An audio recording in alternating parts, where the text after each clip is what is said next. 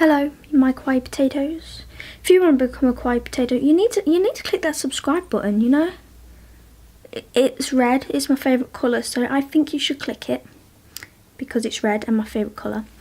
So this is my second time filming this. Hello, because yeah, last time I tried to get that good lighting and good background and ended up messing up my audio with my new microphone, which I'm still getting used to.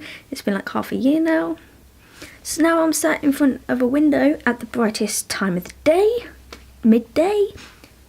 So I'm squinting a bit, but I'm going to try my best not to squint because it is giving me a migraine already. But anyway, let's get into it because basically I hit 5k on my Instagram, 5k followers, and holy crap, guacamole.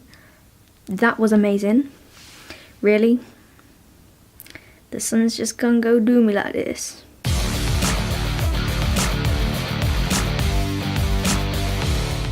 By the way, today I'm wearing my ears from Precious Little Moon. They are little pug ears.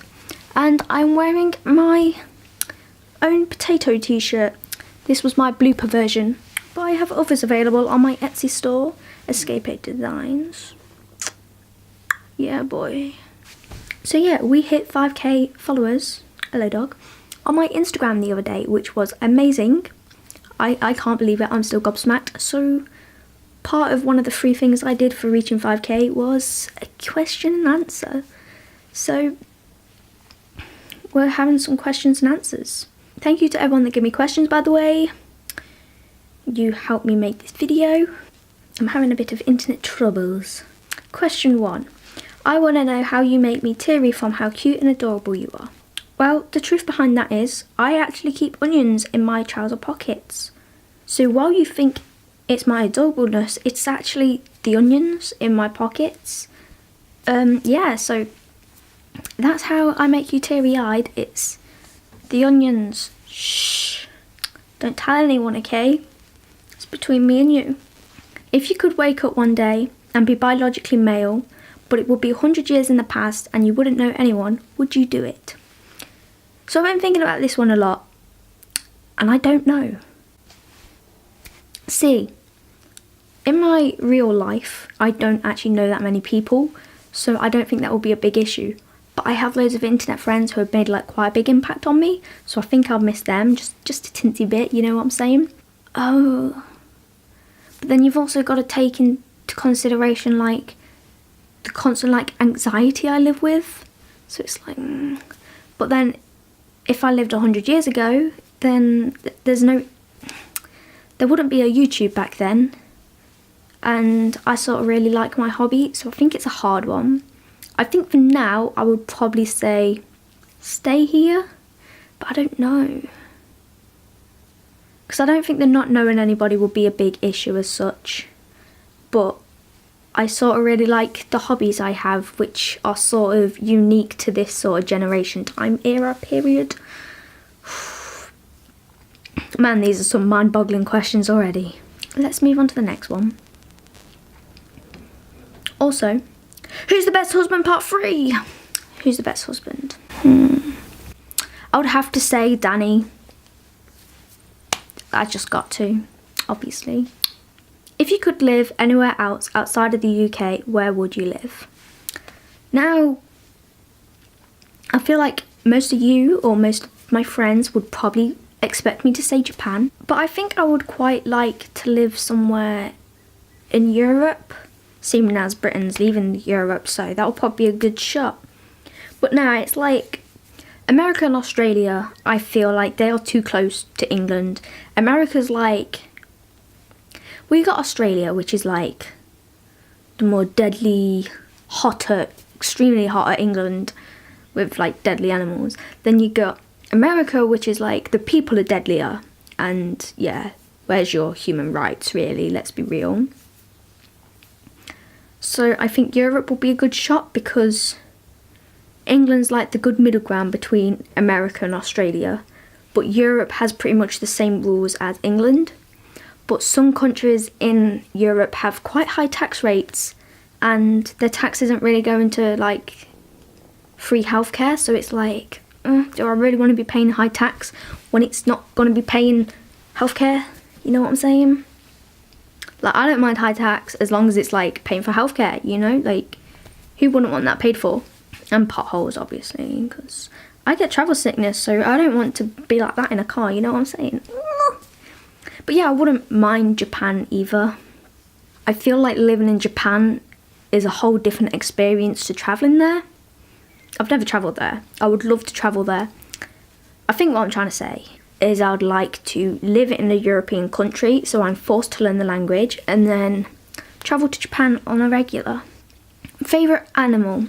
My favourite animal is actually a giraffe and a guinea pig. Not together, but like, you know what I'm saying. I think I like giraffes because they have everything I don't have, such as height. What inspires you to keep going? Basically, success inspires me to keep going. I'm not scared of failure. Most people say scared of failure is what keeps them going. But I think if you're scared of failure, you aren't going to keep going.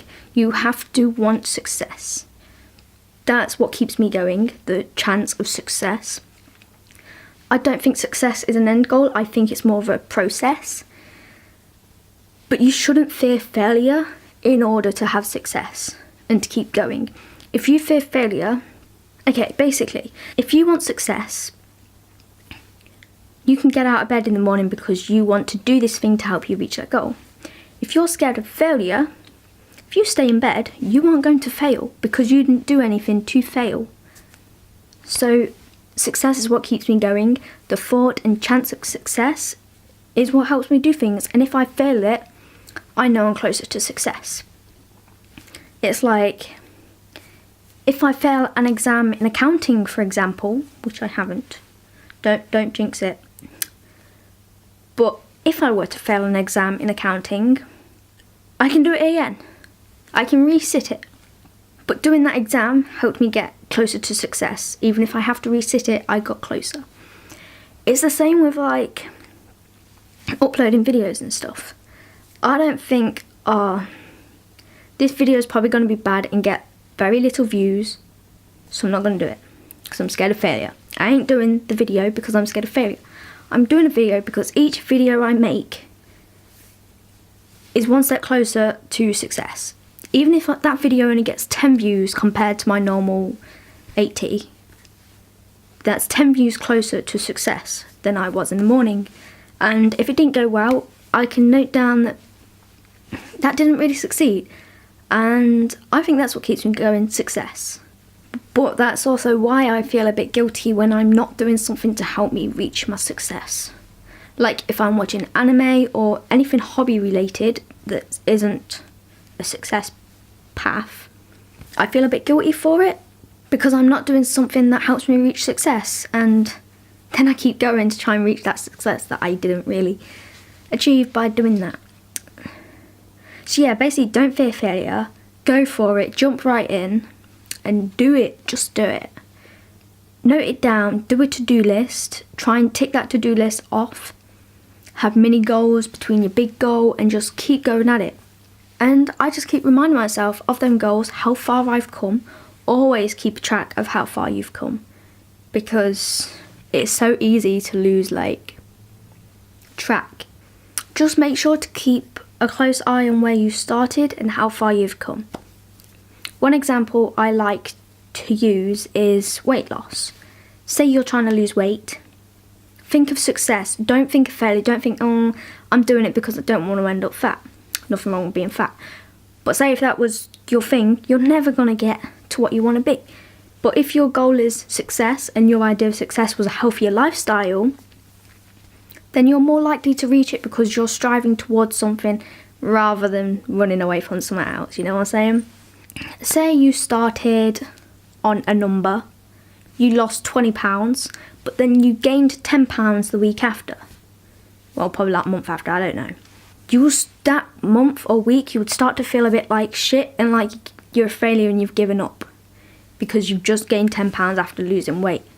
But if you look at where you started and where you are now, you've lost 10 whole pounds in that period of time.